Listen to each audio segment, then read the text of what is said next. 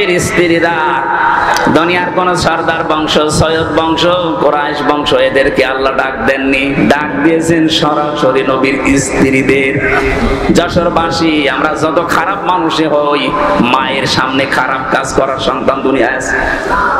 হ্যাঁ, অন্যায় উল্টা পাল্টা কাজ আমরা করি, কিন্তু মা বাবার সামনে কোন সন্তান অন্তত নিকৃষ্ট যে কাজ, আল্লাহর ভাষায় জেনা, এটা মা বাবার সামনে কোন সন্তান করবে? বলেন বলেন। আল্লাহ এদের নাম এই জন্য দিয়েছেন যে নবীর স্ত্রীর তো উম্মতের জন্য এমনি মাকে আল্লাহ বলছেন, হে নবীর স্ত্রীরা, যখন কারোর সাথে কথা বলবা পর্দার আড়াল থেকে বলবা। ১৫০০ বছর আগে হয়তো মোবাইল ছিল না, কিন্তু পর্দার হিসাব ছিল না। কথা বলে না কেন? পর্দার আড়াল থেকে বলবা, হিসাবের বাইরে থেকে, অথবা একটা চাদরের বাইরে থেকে কথা বলবা। ঠিক কথা, মিথ্যা কথা বলা যাবে না, কিন্তু কথা বলার সময় ভাষা হবে রুক্ষ সূক্ষ্ম, কণ্ঠস্বর এমন কড়া কড়া করে কথা বলবা, যার ভেতরে, মনের ভেতরে দুর্বিসন্ধি আছে, নেফাক আছে, গোড় আছে, ও মনের ভেতর থেকে ও রোগ দূর হয়ে যাবে তোমার কথা শোনার পরে। ওরে বাবা, এ তো মহিলা না, এ তো আজরাইল। আপনি শাবনূরের কণ্ঠে কথা বলেন, ও বলবে কাজ হচ্ছে। কিছুদিন পরে দেখবেন ২-৩ ছেলে ফেলে থই আল্লাহ রাস্তায় পালিয়েছে। এটা শুরু করেছিলেন আপনার ওই মোবাইলের মোলায়েম কণ্ঠ দিয়ে। এই জন্য মোবাইলে কথা বলবে মেয়েরা রুক্ষ সূক্ষ্ম গরম দিয়ে। কথা বুঝতেছে? এই জন্য পর্দার বিধানটা খেয়াল রাখেন। এগুলো যারা করছেন বিভিন্ন সংগঠনের নাম নিয়ে, বিভিন্ন পীরের মুরিদের নাম নিয়ে, এই মহিলারা বিভ্রান্ত। তারা নিজেদের পরিমণ্ডলে যদি আলোচনা করে, কোরআন হাদিসের কথা বলে, জায়েজ আছে, তো মাইরে যেন আওয়াজ না যায়। মাইক নিয়ে আপনি ফাটিয়ে ফেলছেন। আপনার কণ্ঠ কি পুরুষের কণ্ঠ নাকি? কণ্ঠের ভেতর একটা পর্দা আছে। এই জন্য ভালো কাজে আদেশ দেওয়ার জন্য 2 জনে লাগবে, এবং অন্যায় কাজ বন্ধ করার জন্য 2 জনে লাগবে। নামাজ কায়েম করো, যাকাত দাও, উলাইকা সায়ারহামুহুমুল্লাহ। আল্লাহ বলেন এই মানুষগুলোর উপরে অতি শীঘ্রই আমার রহমত আমি আল্লাহ নাজিল করব। ইয়ারহামুহুমুল্লাহু আছে, আল্লাহ নিজে এখানে ফাইল, এর আগে সিন দিয়েছেন, এর আগে উলাইকা দিয়েছেন। সূরা তাওবা 71 নম্বর আয়াত, 10 নম্বর পারা, 16 নম্বর পৃষ্ঠা, 13 নম্বর লাইনে আছে। আরো কিছু বলা লাগবে? এই প্রশ্নের জবাব যদি না পান, এই আয়াতের তাফসীর পড়বেন, সূরা তাওবা 71 নম্বর আয়াতে। শুধু নামাজ রোজা করে জান্নাত যাওয়া যাবে না। দিন কায়েমের জন্য সর্বাত্মকভাবে স্ব জায়গা থেকে কাজ করা ফরজ। এটা নামাজ, রোজা, হজ, যাকাতের মতোই আরেকটা ফরজ। এক কথা বলেন না কেন? 2 নম্বরের প্রশ্ন দিয়েছেন, আগের যুগের মহিলারা এসব কাজ করেনি, তাহলে তারা জান্নাত যাবে না। কে বলেছে আপনাকে? হযরতে সুমাইয়া, যিনি প্রথম শহীদ, ওনার জীবনী পড়ে দেখবেন। মুসলমান হওয়ার পর থেকে উনি যতদিন বেঁচে ছিলেন, ওনার লজ্জাস্থানে বর্ষা নিক্ষেপ করে বিদায় করা হয়েছে। এইরকম মহিলা যেই কয়েকদিনে তিনি হায়াত পেয়েছিলেন, মক্কার ঘরে ঘরে গিয়ে মহিলাদের কাছে লা ইলাহা ইল্লাল্লাহু মুহাম্মাদুর রাসূলুল্লাহ এ দাওয়াত পৌঁছিয়ে দিয়েছেন। আর আপনি বলছেন ও আগেকার মহিলারা করেনি। কে লিখেছে আমি জানি না, আপনি হয়তো না জেনে লিখেছেন। প্রত্যেকটি মানুষের এই দায়িত্ব ছিল। বাল্লিগু আন্নী ওয়ালাউ আয়া। নবীজি বলেন একটা কথাও যদি তোর জানা থাকে ওটা মানুষের কাছে পৌঁছিয়ে দে। এটা কি শুধু পুরুষ উম্মতকে বললেন না মহিলা উম্মত? বলেন বলেন। এখানে তো শুধু পুরুষের নাম নেই, বাল্লিগু বহু বচন। বাল্লিগু সবাই মিলে পৌঁছিয়ে দাও। এই সবার ভেতরে আপনি নেই। কথা বোঝার চেষ্টা করেন, এটা ক্লাস চলছে। বাল্লিগ না বাল্লিগু? বাল্লিগ দেয়নি, বাল্লিগু সবাই মিলে প্রচার করো। আন্নি আমার পক্ষ থেকে, ওয়ালাউ আয়া যদি একটা আয়াত, একটা কথাও তোমার জানা থাকে ওইটাই প্রচার করে তারপরে মরো। সুতরাং এটা না জেনে লিখেছেন, আগেকার মহিলারা করেনি তা না। প্রত্যেকটি মানুষ যারা আল্লাহ রাসূলে বিশ্বাসী, পরিপূর্ণ যারা প্র্যাকটিসিং মুসলিম, এদের জীবনে এটা ছিল। আমি একজন সংগঠনের কর্মী, একদিকে আমার স্বামীর বাধা, অন্যদিকে সংগঠনের চাপ। এখন আমি কি করব? না, আল্লাহ রাসূলের নাফরমানি হয়, আল্লাহ রাসূলের কাজের বিরোধিতা হয়, এমন কোন কাজ স্বামী কেন স্বামীর বাপ বললেও শোনা যাবে না। এটার দলিল হচ্ছে ইবনে মাজাহ শরীফের হাদিস, লা তাআতা লি মাখলুকিন ইল্লা বিমাউসিয়াতিল খালিক। আল্লাহর নবী জানিয়েছেন আল্লাহ রাসূলের অবাধ্য হয়ে যায়, আল্লাহ রাসূলের বিধান মানা যায় না। সেখানে যদি বাবা না, স্বামী না, দুনিয়ার সব মানুষ এক জায়গায় হয়, ওদের আনুগত্য করা জায়েজ নেই। সুতরাং আপনি কৌশল অবলম্বন করে এই কাজগুলো এখন টিকে থাকেন। স্বামীকে, আমরা শ্বশুরকে, আরো যারা আছে আন্ডারে এদেরকে বোঝান। বুঝলে ভালো, না হলে আল্লাহর রাস্তায় ছেড়ে দেবেন যে আমি আর পারলাম না, তোমার হাওলায় দিলাম, আমাকে তোমার দিনের কাজ করার মতো একটা পরিবেশ তৈরি করে দাও।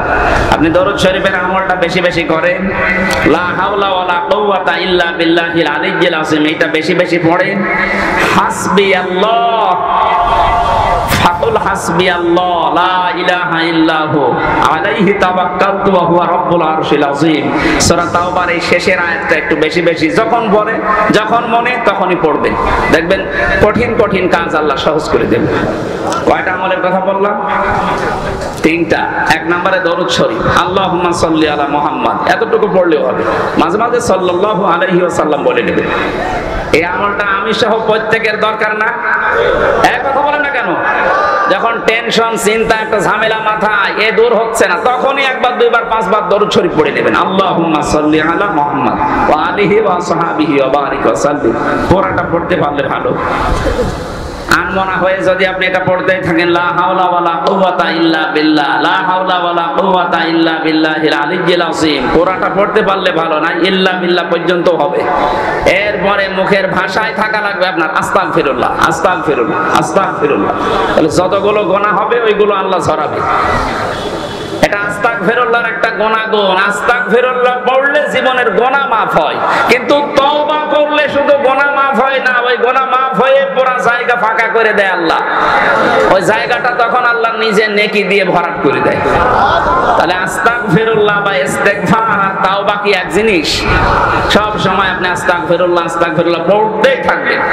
4 নম্বরে যেটা বললাম, কি আপনাদের কিছু মনে নেই নাকি? বিশ্বনবী মুহাম্মদ রাসূলুল্লাহর জীবনে এইগুলো ছিল। নবীজি যেহেতু এই কাজগুলোর মাধ্যমে, সূরা তাওবার শেষের আয়াতটা খুব গুরুত্বপূর্ণ আয়াত, আল্লাহ আমাদেরকে মেনে চলার তৌফিক যেন দান করেন, বলেন আমিন। যশোরবাসী, এবার আমরা প্রবেশ করছি কোরআনে কারিমে। সূরা নিসা, নবীজির প্রতি সূরা নাজিল হওয়ার পরে বিশ্ব নবী জানিয়েছেন, আমাকে যদি দুনিয়ার সব কিছুর মালিক বানিয়ে দেওয়া হতো আমি এত খুশি হতাম না। কোরআনে কারিমের সূরা নিসার 5টা আয়াত পেয়ে আমি যত খুশি হয়েছি, বলেন সুবহানাল্লাহ। প্রথম আয়াতটাই হচ্ছে সূরা নিসার, ইন্নাল্লাহা লা ইয়াযলিমু মিসকালা যাররা ওয়া ইয়াতাকু হাসানাতান ইউদাইফহা ওয়া ইউতি মিন লাদুনহু আজরান আযীমা। বলেন আল্লাহু আকবার। ইয়াদের সুসংবাদে অবশ্যই আমি আল্লাহ কারো উপরে যারা পরিমাণ জুলুম করি না। এটা শোনার পরে নবীজি এত খুশি হয়েছিলেন। নবীজি বলেন, আল্লাহ তুমি যদি দুনিয়ার পুরাটাও আমাকে দিয়ে দিতে আমি এত খুশি হতাম না। দ্বিতীয় নম্বরে তিনি খুশি হয়েছিলেন,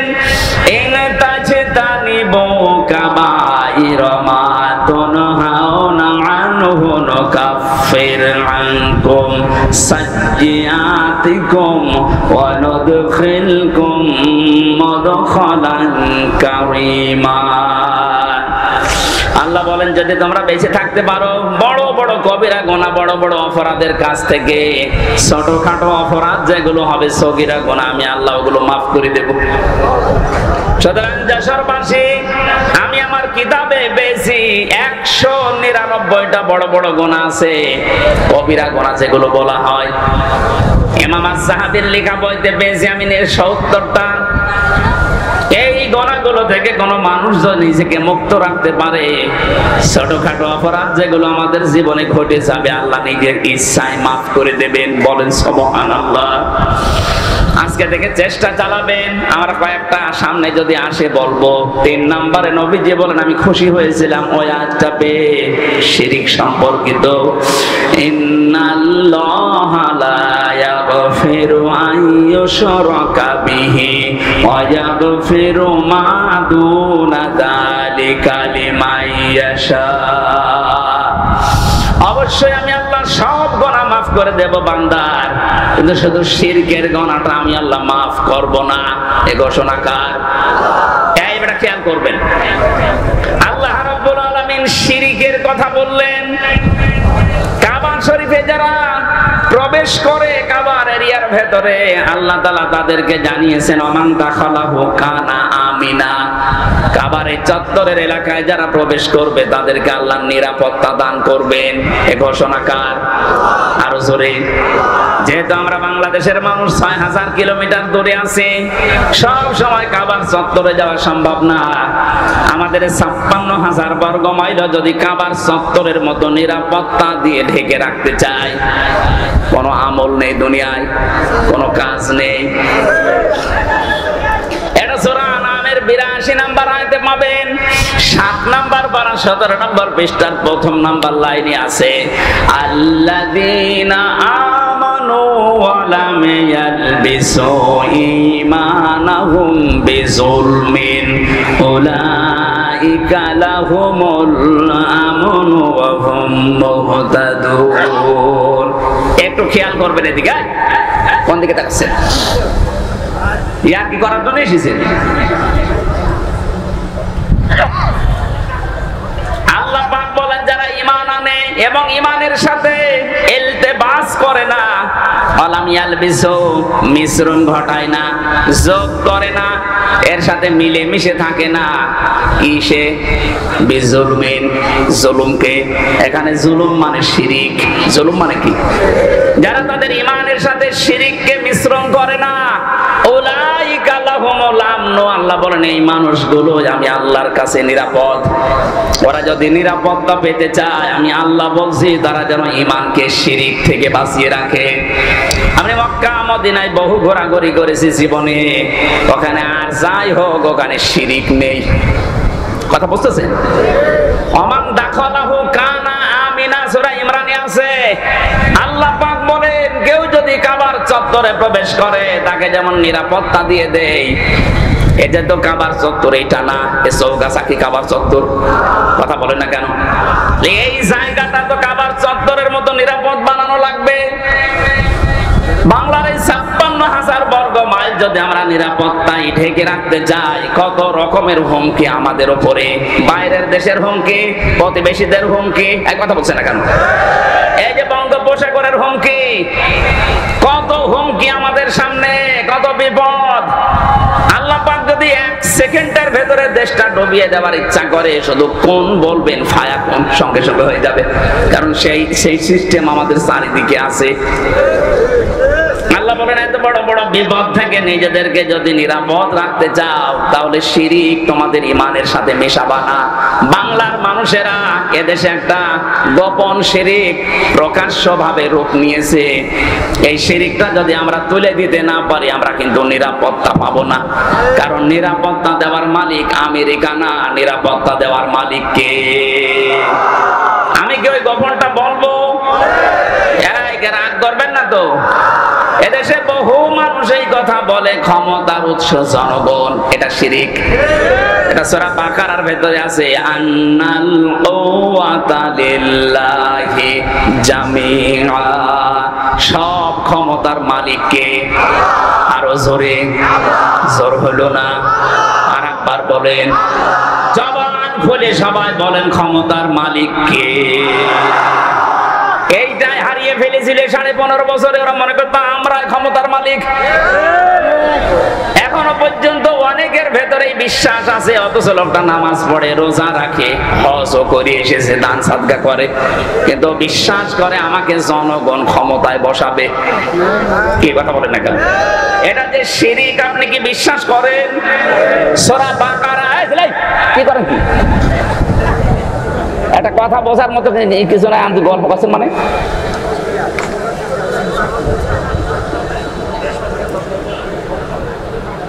যে গুরুত্বপূর্ণ বিষয়টা টাচ দেয় খুব ভালো করে খেয়াল করেন। হাজারো মানুষ আজ এই শিরিকটা বুঝে করুক না বুঝে করুক মুশরিক হয়ে মরে যাচ্ছে।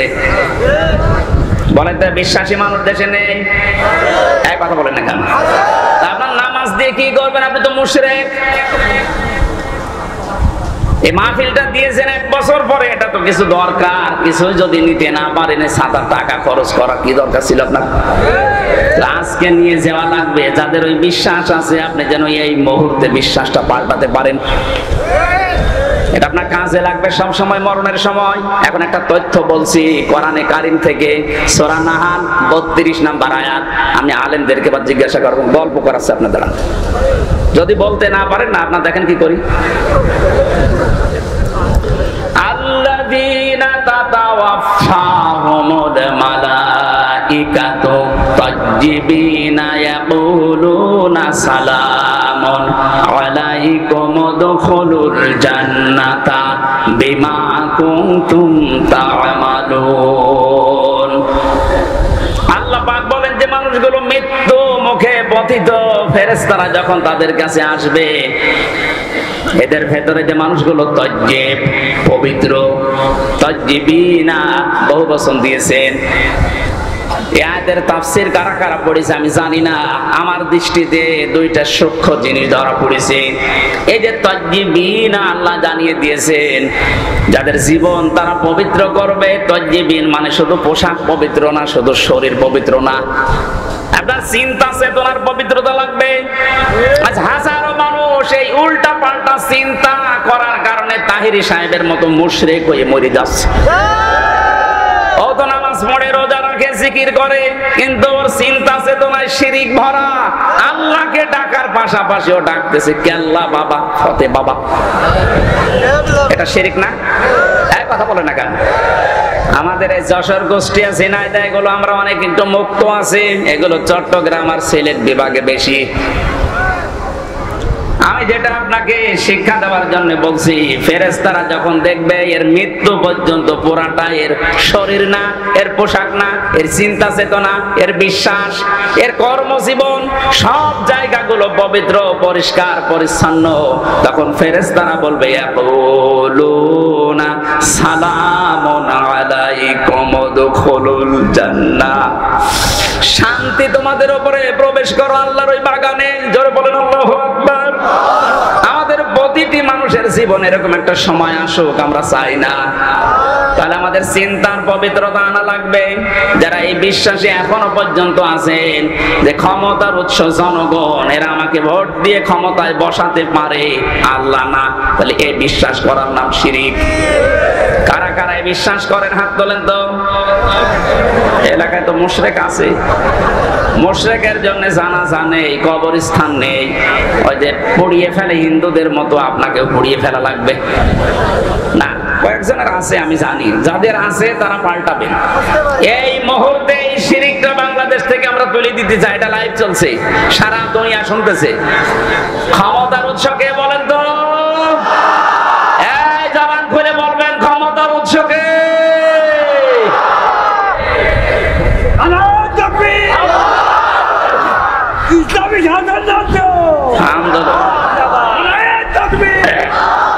আলহামদুলিল্লাহ ভাই, আপনারা যেটা বুঝেছেন।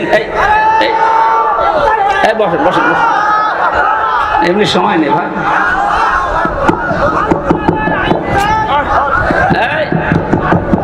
বসেন বসেন বসেন। তখন পাগলের খাড়া করে দিলেন। আরে জামা ধরে বসা না, আবেগ চলে এসেছে তো। আলহামদুলিল্লাহ। আপনি কথা বুঝতেছেন তো নাকি আন্দাজে বসে আছেন? এই যে বিশ্বাসটা যাদের আছে, সে যে দলের লোক হোক, ওই বিশ্বাস ওখান থেকে পাল্টাবেন। ক্ষমতা আমাকে জনগণ দিতে পারে না, দিতে পারে কে? যদি ওই বিশ্বাস করেন কোরআনের অনেকগুলো আয়াত আপনি মানেন না, কুলিল্লাহুম্মা মালিকাল মুলকি তুতিল মুলকা মান তাশা, এটাও আপনি মানেন না। এজন্য আজকে থেকে বিশ্বাস পাল্টিয়ে বাড়ি যাবেন নাকি? যদি এই বিশ্বাস পাল্টিয়ে শিরিক মুক্ত জীবন এই দেশে আমরা গঠন করতে পারি, আল্লাহ বলেন উলাইকা লাহুমুল আমন। এই যে এইভাবে এই আঙ্গুল আল্লাহ এই যশোর চৌগাছা আড়পাড়ার দিকে এভাবে দেখিয়েছে যে এই মানুষগুলোকে আমি আল্লাহ নিরাপত্তা দেব। সুবহানাল্লাহ বলতে পারেন না? কাবার চত্বরে নিরাপত্তা দেবেন কে? এটা তো আর কাবার চত্বর না, এটা তো বাংলাদেশ। এখানে নিরাপত্তা পেতে হলে অবশ্যই শিরিক মুক্ত জীবন তৈরি করা লাগবে। 15.5 বছরে অনেকে জাতিকে শিরিক যুক্ত করার জন্য চেষ্টা চালাচ্ছিল, আল্লাহ আমাদেরকে বাঁচিয়েছেন। মানে আমরা যদি এখন না বেঁচে আবার শিরিক আরম্ভ করি, নিরাপত্তা থাকবে দেশে? 4 নম্বরে বিশ্ব নবী বলেন, আমি সবচাইতে বেশি খুশি হয়েছি আল্লাহর কোরআনের সূরা নিসার আয়াতটা পেয়ে, ওয়ালাউ আন্নাহুম ইয়াযলামু আনফুসাহুম জাউকা ফাস্তাগফিরুল্লাহা ওয়াস্তাগফারা লাহুমুর রাসূল লাওয়াজাদুল্লাহা তাওয়াবার রহিমা। আল্লাহ বলেন, কোন মানুষ যখন নিজের উপরে জুলুম করে তখন এই মানুষটা নিজে নিজেকেই ফিরিয়ে নিয়ে আসে, অথবা আপনার কাছে হে রাসূল তারা এসে তাদের গুনার এই শিরকের এই জুলুমের কথা স্বীকার করে, বলে হে নবী আপনি আমার জন্য ক্ষমা চান। এখন যেহেতু নবী নেই, এই 15.5 বছরে যারা জুলুম করেছেন নিজের উপরে, নফসের উপরে, মানুষের উপরে, জনগণের উপরে, এই জুলুম করার পরে আপনি ফিরে আসবেন নিজে নিজে অনুশোচনা নিয়ে, অনুতপ্ত হয়ে। শুধু এতটুকু আল্লাহ বলেননি, ফাস্তাগফিরুল্লাহা ওয়াস্তাগফারা লাহুমুর রাসূল, তারা নিজেরা তো নিজে ক্ষমা চাইবে, হে নবী আপনার কাছেও তারা আসবে যে আপনিও আমাদের জন্য ক্ষমা চান। নবীজি এখন নেই, নবীর নায়েব আছে, উত্তরাধিকারী নায়েবে রাসূল। কথা বলেন না কেন? এই পৃথিবীতে যারা জ্ঞান পেয়েছে, ইলম পেয়েছে, যারা আলেম, এরা নবীর নায়েব, স্থলাভিষিক্ত। এদের কাছে যে আপনি শুধরাবেন যে কি করে এই গুনাহ মাফ করা যায়, মুক্ত হওয়া যায়, আপনি আমার কাছে আসেন, আমি আপনাকে বলে দেব যে এইভাবে গুনাহ মাফ চাইতে হবে। আপনি আল্লাহর কাছে দোষ করেছেন, আস্তাগফিরুল্লাহ পড়েন, মাফ হয়ে যাবে। এটা হামজার কাছে যদি দোষ করে থাকেন, আস্তাগফিরুল্লাহ হবে না, ওটা হামজার কাছে বলা লাগবে। সুতরাং 15.5 বছরে যাদের দ্বারা মানুষের ব্যবসা বন্ধ হয়ে গেছে, যারা চাঁদাবাজি করেছেন, যারা গুম খুনের সাথে জড়িত, যারা মিথ্যা মামলা দিয়ে, মিথ্যা সাক্ষী দিয়ে মানুষের জীবন নষ্ট করে দিয়েছেন, যারা আয়নাঘরের সাথে জড়িত, যারা আস্তাগফিরুল্লাহ কাজ হবে না, ওদের কাজ করতে হলে অবশ্যই তার ক্ষতিপূরণ দেওয়া লাগবে। আমার ক্ষতিপূরণ 32 লাখ। আমার এই 3টা বছর থেকে শুরু করে আমাকে ধরার পরে আপনি 10 লাখ টাকা নিয়েছিলেন মিথ্যা আশ্বাস দিয়ে যে আমরা 50টা মামলা দেব, যদি 10 লাখ টাকা দেন আর দেব না। টাকাও নিয়েছেন, মামলাও দিয়েছেন, তাহলে ডবল জুলুম। এমনি মিথ্যা মামলা, এর উপর আবার টাকা নিলেন, এর উপর কথা ঠিক রাখলেন না, ওরা জুলুমের উপরে। 3 বছর আপনি আমার ফাঁসির কন্ডেম ছেলে তালাবদ্ধ করে যোগাযোগ বিচ্ছিন্ন করে রেখে দিলেন। আমি তো নিজেও জানি না আমার ছেলে মেয়ে, আমার বউ বেঁচে আছে কিনা আমি জানি না। ওই কারারক্ষীদের মাঝখানে খবর নিতাম, ওই একদিন খবর দিলে 14 দিন পরে ডিউটি, তখন বলতো যে ওরা বেঁচে আছে। আপনি আমার মোবাইলেও কথা বলতে দিতেন না, সরকারিটাই সবাই থাকবে একভাবে, আর আমি আর মাওলানা মামুনুল হক থাকবো আর একভাবে। কেন, আমি কি করেছিলাম? কোরআনের কথাগুলোই তো ব্যাখ্যা করে করে বলতাম, তাছাড়া আমার কোনো দোষ আপনি পেয়েছেন? কয়েকদিন আগে মামলা খারিজ হয়ে গেছে, আদালত বলছে না, এর কোনো সম্পৃক্ততা নেই, একেবারে নির্দোষ, এর কোনো দোষ এ মামলার সাথে আমরা পাইনি। তাহলে মানে নির্দোষে দেশের বিচার ব্যবস্থা থেকে পেয়েছি। এরপরও এই কষ্টটা আপনি কেন দিলেন আমাকে? যদি আপনার বড় কোনো ক্ষতি করতাম, বলে যে শিরিকের বিরুদ্ধে কথা বলে, আরে শিরিকের বিরুদ্ধে আমি বলবো কেন? আল্লাহ বলাচ্ছে আমারে, কথা বলে না কেন? শিরিকের বিরুদ্ধে কথা আমি বলি না, আল্লাহ বলাই। ওনার ওই অ্যাডভার্টাইজ যদি আমি না করি, আমি কিসের বান্দা, কিসের আলেম হলাম আমি? শিরিকের পক্ষে যারা, মূর্তির পক্ষে যারা কথা বলতো, তাদেরকে বড় বড় জায়গায় ইমামতি দিয়ে দিত। মডেল মসজিদের ইমাম তুই, জাতীয় মসজিদের ইমাম তুই, এরকম বহু ঘোষণা আমিও পেয়েছিলাম। রিমান্ডে প্রথম যে 7 দিন 3 দিনের দিনে আমাকে বলেছিল যা যা বলতে বলি এটা যদি বলতে পারেন আপনি কি চান আকিস গ্রুপে চাকরি করেন আরো বড় জায়গায় লাগিয়ে দেব। ওই সময় যদি ওদের কথা মতো লিখে দিতাম যে ঠিক আছে বাবা শাহজালাল সব হালাল, 3 বছর না 3 দিনও আমার জেলখানায় থাকা লাগতো না। বলেন তো সত্যি করে আমি কি করেছিলাম আপনার কোনো ক্ষতি? আপনি কেন বারবার আমার ফাইল আটকিয়ে রাখতেন? লাল কালি দিয়ে বলেছে এইটা এইটা এইটা হবে না, যতই আদালতে তুলে আমি করবো কি? বাড়িতে মাঝে মাঝে কারারক্ষীদের মাঝে খবর নিতাম যে ভাই বলবেন যে আমার মামলা তুলতে, বললাম না, একদিন পরে 14 দিন পরে একবার খবর আসে, ওরা বলতো কি বলবো, বারবার তো বলি আপনার মামলা তো তোলে কিন্তু দেয় না, আল্লাহর ওলির সই লাগবে। এত বড় অত্যাচার জুলুম আপনি নীরবে আমার উপর করতে পারলেন। একটা দুর্বল মানুষ, আমার শরীরই চলে না। আমি কি আপনার মেয়ের দিকে তাকিয়েছি কোনোদিন? আর আপনার যে মেয়ে কি তাকানোর মতো? আমি আমার মতো 10টা মানুষ তো কিছুই হবে না। এক কথা বলছেন কেন? এইরকম মেয়ের দিকে আমি তাকাবো কি করে? আমার যেটা আল্লাহ দিয়েছে ওইটাই তাকিয়ে শেষ করতে পারছি না। কিছুই পাননি দোষ, অথচ বিনা কারণে আমার জীবন থেকে এই 32 লক্ষ টাকা প্রায় আমার বাবা আমার চাচা এদের কাছ থেকে নিলেন। আমার এভাবে কষ্ট দিয়ে 3টা বছর নষ্ট করলেন। কত মাহফিল নেওয়া ছিল সবগুলো ধ্বংস করে দিলেন। আর আপনি এখন আস্তাগফিরুল্লাহ পড়বেন আল্লাহ মাফ করে দেবে? আল্লাহ কি ওই রকম নাকি? হ্যাঁ, আল্লাহর কাছে দোষ করেছেন ওইটা আল্লাহর ব্যাপার। আপনি নামাজ পড়েননি মাফ চান, উনি মাফ করে দেবে। রোজা রাখেননি যদি বলেন আমার ভুল হয়ে গেছে, উনি মাফ করে দিলেও দিতে পারে, আবার শাস্তি দিলেও দিতে পারে। কিন্তু বান্দার কাছে যদি কোনো অপরাধ করে থাকেন ওই অপরাধের শাস্তি নেওয়ার জন্য তার কাছে স্বীকার করা লাগবে আর তার ক্ষতিপূরণ দেওয়া লাগবে, নয়তো আপনার মাপ নেই। কোন মানুষ যখন মানুষ হত্যার সাথে জড়িত হয়ে পড়ে, অমাইয়াতুল মুমিনাম মুতাআম্মিদান ফাজাযাউহু জাহান্নাম খালিদান ফিহা ওয়া গাদিবাল্লাহু আলাইহি ওয়া লা'নাহু ওয়া আ'আদ্দা লাহু আযাবান আযীমা। সূরা নিসার 93 নম্বর আয়াতে আছে, কোন মানুষ যদি কোন মুমিনকে হত্যা করে ফেলে তার শাস্তি 4টা। কয়টা? আরো জোরে বলেন। 1 নম্বরে তার পুরস্কার হিসাবে আল্লাহ তাকে জাহান্নামে দেবেন। 2 নম্বরে সে চিরকাল থাকবে। 3 নম্বরে আল্লাহ নিজে রেগে থাকবেন। 4 নম্বরে তার উপরে লানত দেবেন। 3732 জন মানুষ আপনি 5 তারিখের আগ পর্যন্ত মেরেছেন, আপনি নিজে মেরেছেন, আপনার হুকুমে মারা হয়েছে। কথা বলেন না কেন? তাহলে এদের সাথে যারা জড়িত এই হত্যার সাথে অধিকাংশই তো মুমিন মুসলমান নরনারী ছিল। এই কথা বলেন না কেন? রংপুরের শহীদ আবু সাইদ, নাম শুনে বোঝা যাচ্ছে না নবীর সাহাবীর নাম সাইদ।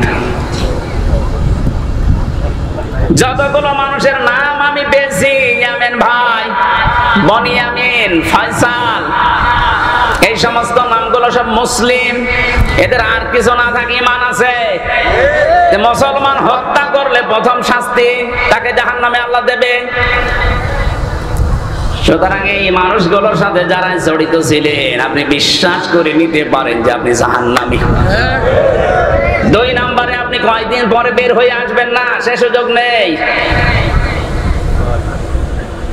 অনেকে মনে করে আমি যাবো, কয়দিন নাই থাকলাম, একটু গোতা কাতা খালাম, এরপরে বের হয়ে সুন্দর করে গোসল করবো হাউজে কাউসার থেকে, আগে হামজা ছিলাম ডবল হামজা হয়ে যাবো। ইয়ার কি মারা জিনিস না? আমি কোরআনে কারীম থেকে কয়েকটা দলিল বলছি, যারা এই যে ইচ্ছা করে করে এভাবে হত্যা করলেন তাদের কোরআনে কারীম তাদের সম্পর্কে জানিয়েছে। এটা সূরা জুমারের ভেতরে আছে। এটা 19 নম্বর আয়াত সূরা জুমারের, আফামান হাক্কা আলাইহি কালিমাতুল আযাব আফা আনতা তুনকিযু মান ফিন্নার। আল্লাহ পাক বলেন, যে ব্যক্তির উপরে দণ্ডাদেশ কায়েম হয়ে গেছে, আমি যার ব্যাপারে সিদ্ধান্ত নিয়েছি যে ও জাহান্নামে যাবে। এই যে সূরা নিসার 93 নম্বর আয়াতে সিদ্ধান্ত কার? ওমাইয়াকুতুল মুমিনা মুতাআম সংবিধান, যে ব্যক্তি কোনো মুমিন হত্যা করবে ফাজাযাউহু জাহান্নাম, মাঝখানে ফা দিয়েছেন। কি দিয়েছেন? কেন? ফা 19টা অর্থে ব্যবহার হয়। যারা বালাগাত মানতেক পড়েছে তারা জানে এখানে 13 নাম্বার একটা কায়দায় আমি পড়েছি, ফা ব্যবহার করা হয় এর পুরস্কার হিসাবে, জাযা হিসাবে। আগে যে কাজ করেছেন ওর পুরস্কার আল্লাহ দেবেই দেবে। সুতরাং যারা মুমিন হত্যার সাথে জড়িত, ডাইরেক্ট ইনডাইরেক্ট, এক কথা বলা লাগবে। আপনি হয়তো বলছেন কই আমার হাতে তো পিস্তল ছিল না, আমি তো মারি নাই। আরে ভাই, আপনার নির্দেশ মতোই তো লগি বইটা গেছে। এই যশোরের চৌগাছার কোন পাগলা কোথায় এর কামড় দিয়েছে, কোন কারণে এখান থেকে ঢাকায় লগি বইটা নিয়ে যাবে, আপনার হুকুমে গেছে। তার মানে হুকুমের আসামি পরোক্ষ প্রত্যক্ষ আপনি। এ ফাটা আল্লাহ এই কারণে দিয়েছেন, এই পুরস্কার হিসাবে তাদের প্রথমে আমি জাহান্নামে দেব।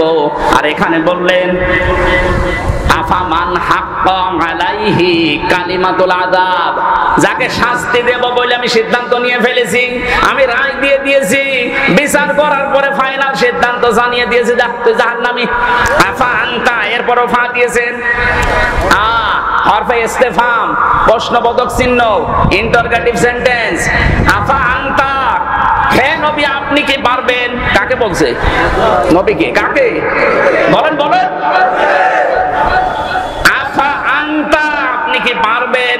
তুনকিযু মান ফিন্নার, ওই লোকটাকে জাহান্নাম থেকে বের করে নিয়ে আসতে।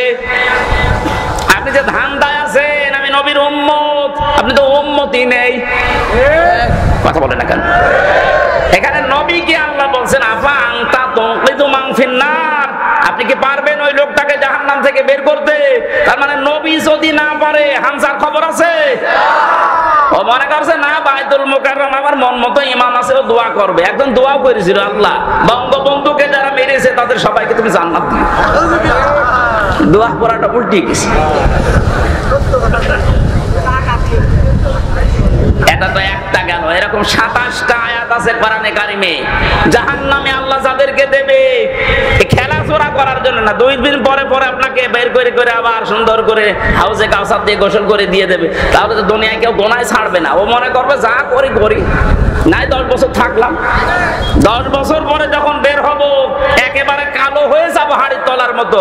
কিন্তু একবার গোসল করলে তো আবার আগের হামজা আবার 100 গুণ চেহারা ফিরে যাবে, আমার আর কোনো অসুবিধা না। ও জীবনে কোনোদিন গোনা ছাড়বে?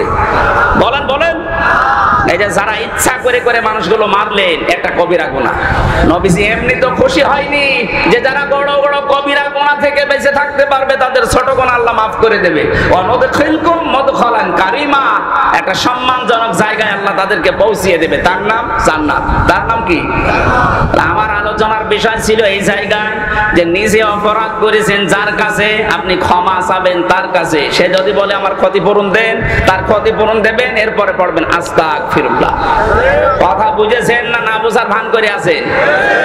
বলেন বলেন।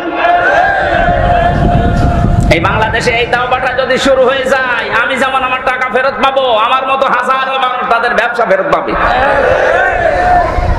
কত মানুষের কাছ থেকে মিথ্যা মামলা দিয়ে, মিথ্যা সাক্ষী দিয়ে, শুধু মনে আছে পাওনা টাকা চাইতে যায় আরো দিয়ে দেয়। এরপরের আয়াত ছিল, নবীজি বলেন 5 নাম্বার আয়াত, আমি যেটা সবচাইতে বেশি খুশি হয়েছি জানো, অমাইয়া আমাল সুআন আও ইয়াজলিম নাফসাহু সুম্মা ইস্তাগফিরিল্লাহ ইয়াজিদিল্লাহ গফুরুর রহিমা। বলেন আল্লাহু আকবার। এটা সূরা নিসা 110 নম্বর আয়াতে আছে, যে কেহ দুষ্কর্ম করে অথবা সে জীবনের উপর অত্যাচার করে অথবা আল্লাহর নিকটে সে ক্ষমা প্রাপ্তি হয়, সে আল্লাহকে ক্ষমাশীল এবং করুণাময় দেখতে পাবে। জোরে বলেন সুবহানাল্লাহ। এই 5টা আয়াতের ভেতরে লক্ষ লক্ষ কথা লুকিয়ে আছে তাফসীরে ইবনে কাসিরে। নবীজি আনাচ্ছেন আমি যা খুশি হয়েছি 5টা আয়াত পেয়ে, তামাম দুনিয়া আল্লাহ আমাকে দিয়ে দিলেও এত খুশি আমি হতাম না। সেই সূরার প্রথম আয়াত পড়েছি, মেয়েদের আলোচনা আজকে আয়াতের ভেতরে আছে। আমার কি সময় বেশি হয়ে গেল? শেষ করে দেব? মেয়ে লোক বহু দেখলাম, এই জন্য ওদের সম্পর্কে আজকে আয়াত পড়েছি, নেশা মানে মেয়ে লোক। নেশা মানে কি? আল্লাহ রাব্বুল আলামিন ইরশাদ করেছেন, ইয়া আইয়ুহান নাস, হে মানব মণ্ডলী, ইত্তাকুল, ভয় করো, রব্বাকুম, তোমাদের রবকে, আল্লাযী খালাকাকুম মিন নাফসিন ওয়াহিদা, যিনি তোমাদেরকে বানিয়েছেন একটা মাত্র মানুষ থেকে, খালাকা মিনহা যাওজাহা, তার নিজের কাছ থেকে তার স্ত্রীকে আল্লাহ বানিয়েছেন, তার পাঁজরে বাম পাঁজরের একটা হাড় দিয়ে, বাসসা মিনহুমা রিজালান কাসীরা ওয়া নিসা, সেখান থেকে তিনি ছড়িয়ে দিয়েছেন বহু পুরুষ এবং বহু নারীদেরকে। আত্তাকুল্লাহ, আল্লাহকে ভয় করো, আল্লাযী তাসালুনা বিহি ওয়াল আরহাম, যার নাম নিয়ে তোমরা একে অন্যকে বিয়ে শাদী করো, কিছু চাও তার কাছে যার নাম নিয়ে। ইন্নাল্লাহা কানা আলাইকুম রাকিবা, অবশ্যই আল্লাহ তোমাদের জন্য তত্ত্বাবধায়ক। কি বলছেন? তত্ত্বাবধায়ক। এই যে তত্ত্বাবধায়ক সরকারের জন্য এখন অনেকেই আহ্বান জানাচ্ছে অন্তর্বর্তীকালীন সরকারের কাছে, এই শব্দটা কোরআনে কারিমে আছে, রাকিব। রাকিব মানে তত্ত্বাবধায়ক। আমরা এটা চাই, কারণ তত্ত্বাবধায়ক না হলে যার মাধ্যমে হবে, মানুষের মন মানসিকতা এত সংকীর্ণ, ওরা টেনে টেনে এই কাজী রকিবউদ্দিনের মতো, হাবিবুল আওয়ালের মতো টেনে টেনে নিয়ে আবার ওদের পাশ করিয়ে দেবে। আল্লাহ যেহেতু নিজে তত্ত্বাবধায়ক, এবার আয়াতের মাঝখান থেকে যে 7টা শিক্ষা আমরা বের করতে পারি, মেয়েদের জন্য 4টা, পুরুষদের জন্য 3টা। আমার মনে হয় আপনারা বিরক্ত হয়ে যাচ্ছেন নাকি? যারা চলে যাচ্ছে এরা কারা? সকালে এসেছে, বসাব পায়খানার জন্য গেলে যাবেন, আর বিড়ি খাওয়ার জন্য হলে যাবেন, কারণ যশোরে তো বিড়ি বানানো হয়, ওটা না খেলে এই দেশ চলবে কি করে? আল্লাহ ডাক দিয়েছেন এখানে শুধু ইমানদারকে না, ইয়া আইয়ুহান নাস, হে মানব মণ্ডলী। আমরা মানুষের ভেতরে আছি না জানোয়ার হয়ে গেছি? মানুষ নেই আমরা? নারী পুরুষ যারা আমরা এখানে এসেছি, সবাইকে আল্লাহ উদ্দেশ্য করছেন, ইয়া আইয়ুহান নাস। শুধু মুসলমান ইমানদারকে আল্লাহ ডাক দেননি, হিন্দু খ্রিস্টান বৌদ্ধ এলাকায় যারা আছে, মানুষ পদবাচ্যে যারা বিবেচিত, সবাই আয়াতের মুখাতেব। আল্লাহ সবাইকে ডাক দিয়ে বলেছেন, আমাকে ভয় করো, ইত্তাকু। এই শব্দটা কি? আমি বাংলাদেশ, ভারত আর পাকিস্তানের বহু জায়গায় গিয়েছি, ঘুরেছি, সারা জীবনের এই 33 বছরে শুনছি তাকওয়া তাকওয়া তাকওয়া। কি এটা? কি খাওয়া লাগে? আল্লাহর ভয়। আল্লাহর ভয়টা কি আমরা জানি? আল্লাহর ভয় মানে জড়সড় হয়ে সুবহানাল্লাহ সুবহানাল্লাহ পড়লাম, আল্লাহর ভয় না। তাকওয়া শব্দের ব্যাখ্যা জানা দরকার আধুনিক ভাবে। সে জন্মের পর থেকে তাকওয়া শব্দের ব্যাখ্যা বিভিন্ন কায়দায় আমি শুনেছি, আমার মন মতো ব্যাখ্যা এখনো পর্যন্ত আমি পাইনি। কয়েকদিন আগে একটা ডিকশনারি থেকে দেখলাম যে হ্যাঁ, এটা একটু মিলতেছে। আপনারা শুনবেন না? নবীজির কাছে এক সাহাবী এসে বললেন, হে নবী, আমি সফরে যাচ্ছি, আপনি দয়া করে আমাকে কিছু পাতেহের কথা বলেন, যে কি কি জিনিস আমি নেব। নবীজি তাকে প্রথমেই বললেন, তুমি পাথেয় হিসাবে নিয়ে যাও তাকওয়া। কি? আল্লাহর ভয়। আল্লাহর ভয়। আমি সফরে যাচ্ছি, আল্লাহর ভয় আমার আছে, আবার আমি কি নেব? নবীজি যেটা বোঝাতে চেয়েছিলেন 1500 বছর আগে, হয়তো আমরা এখন অনেকে ক্লিয়ার না, এখন আস্তে আস্তে জট খুলতেছে। বিশ্ব নবী জানাতে চেয়েছিলেন, সাহাবী, তুমি যখন সফরে যাবে, সফর তো একটা কঠিন কাজ, ওখানে যাওয়ার জন্য যে শিক্ষা দরকার, ওই শিক্ষাটা আগে নাও। ওখানে যাওয়ার জন্য যে প্রশিক্ষণ দরকার, ওই প্রশিক্ষণটাও নাও, তারপরে সফরে যাও। এইটার নাম তাকওয়া। আজ আমরা আল্লাহর ভয় অর্জন করতে চাই, কি এটা? এই দুনিয়া চালাতে হলে আল্লাহর ভয় লাগবে, সংসার চালাতে হলে আল্লাহর ভয় লাগবে, পরিবার চালাতে হলে আল্লাহর ভয় লাগবে, সমাজ রাষ্ট্র চালাতে হলে আল্লাহর ভয় লাগবে, আন্তর্জাতিক বিশ্বের জন্য আল্লাহর ভয় আরো বেশি লাগবে। তাহলে আল্লাহর ভয়টার প্রধান অর্থ হচ্ছে, যেখানে যাবেন, যেই জায়গায় বসবেন, ওই জায়গাটার শিক্ষা এবং প্রশিক্ষণ ভালোভাবে আয়ত্ত করে কাজটা আরম্ভ করবেন। কথা বলে না কেন? আজ দেখেন, যিনি পালিয়ে গেছে উনি কিন্তু এই তাকওয়ার বিভিন্ন ফর্মুলা দিচ্ছে। ওনার তাকওয়ার ফর্মুলা কি? ওখান থেকে বিভিন্ন কায়দায় মানুষের ভেতরে ভয় ঢোকানোর জন্য, এই পৃথিবীকে বিশেষ করে বাংলাদেশকে অস্থিতিশীল করার জন্য, দেশটাকে চোরমার করে দেওয়ার জন্য বিভিন্ন পলিসি তিনি ওখান থেকে পাঠাচ্ছেন।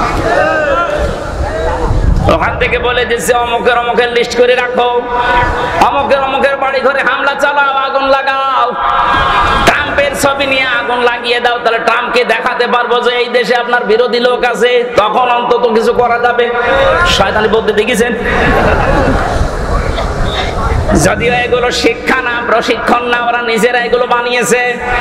আমরা যেহেতু আল্লাহর পথে আল্লাহর বান্দা, আমাদের তাকওয়া হবে। সামনের বাংলাদেশকে গড়তে হলে আন্তর্জাতিক ভাবেও তাকওয়া অবলম্বনকারী মানুষ দরকার।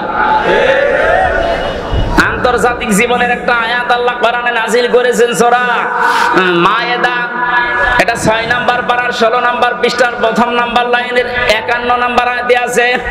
আন্তর্জাতিক জীবনে আপনি কিভাবে পলিসি মেকিং করবেন, এই জায়গায় আল্লাহ এই কথাগুলো আমাদেরকে শিখিয়েছেন। ইয়া আইয়ুহাল্লাযীনা আমানু লা তাত্তাখিযুল ইয়াহুদা ওয়ান নাসারা আউলিয়া। জোরে বলেন আল্লাহু আকবার। আমি দলিলগুলো লম্বা করতে পারছি না, আমার মাগরিবের পরে আলোচনা আছে খুলনা, এই জন্য ওখানে যাওয়া লাগবে। মিয়া গোলাম পরওয়ার সাহেব ওখানে উপস্থিত আছেন, ওই জায়গায় যে আলোচনায় বসা লাগবে। মাগরিবের পড়ার সময় বেশি নেই। এই আয়াতের ভেতরে যে শিক্ষাগুলো একটা একটা করে বলতে গেলে অনেক সময় দরকার। আমার একটা মাহফিল আছে পাশের থানাতে। এর পাশে কোন থানা? কালীগঞ্জ না, এইদিকে কোটসাদপুর নাই, যে মহেশপুর। মহেশপুরে আমার মাহফিল আছে আসর থেকে মাগরিব পর্যন্ত। জলিলপুর মাদ্রাসা 8 তারিখে সামনে মাসের 8 তারিখে আছে, আর বেশি দিন নেই। ওখানে 8 তারিখে জলিলপুর, এই যে আব্দুল হাই মাওলানা আছে না, উপজেলা চেয়ারম্যান ছিল, ওনার মাদ্রাসায়। মহেশপুর জলিলপুর আমি দাওয়াত দিয়ে গেলাম। ওখানে নারীদের উপরে আমি কথা বলবো, কারণ দিনের বেলা মেয়ে লোক হবে আমি জানি। আজকে যেহেতু আগে থেকে সময়গুলো চলে গেছে বলতে পারলাম না। ওই দিন যদি দেখা হয় সম্মানিত মা বোনরা, আমি আজকে ক্ষমা চেয়ে নিচ্ছি। ওখানে দেখা হবে, আপনাদের সাথে কথাও হবে। আজকে সৃষ্টি জগতের একটা সূচনা নিয়ে এই সম্পর্কে একটা বই আমার লেখা আছে, আল্লাহ কিভাবে তৈরি করা শুরু করেছিলেন। আমার ওই বইটা যাওয়ার সময় নিয়ে যান, ওখান থেকে এই তথ্য অনেক পাওয়া যাবে। গাড়িতে আছে, হয়তো আগামীতে আসলে কথা বলবো ইনশাআল্লাহ। আল্লাহুম্মা আমিন। লা ইলাহা ইল্লা আনতা সুবহানাকা ইন্নী কুনতু মিনাজ জালিমিন। আল্লাহ তাআলা, তোমার কোরআনে কারীম থেকে যে কথাগুলো শোনার চেষ্টা চালাচ্ছিলাম, আমল করার তৌফিক দাও। সওয়াবগুলো নবীজির রওজায় পৌঁছিয়ে দাও। দুনিয়ার মাটির নিচে যারা ঈমান নিয়ে ঘুমিয়ে গেল, এদেরকে মাফ করে দাও। মা বাপ যারা হারিয়ে ফেলেছে, আল্লাহ মা বাপকে মাফ করে দাও। এ মাহফিলের আয়োজন করতে গিয়ে তোমার যে বান্দারা কষ্ট স্বীকার করেছে, আমি দেখলাম বহু যুবকেরা, প্রায় 100 জন যুবক চেষ্টা চালাচ্ছে মাহফিলটা বাস্তবায়নে। এই যুবকদেরকে যে মা পেটে নিয়েছে, মায়ের পেট ধন্য বানিয়ে দাও।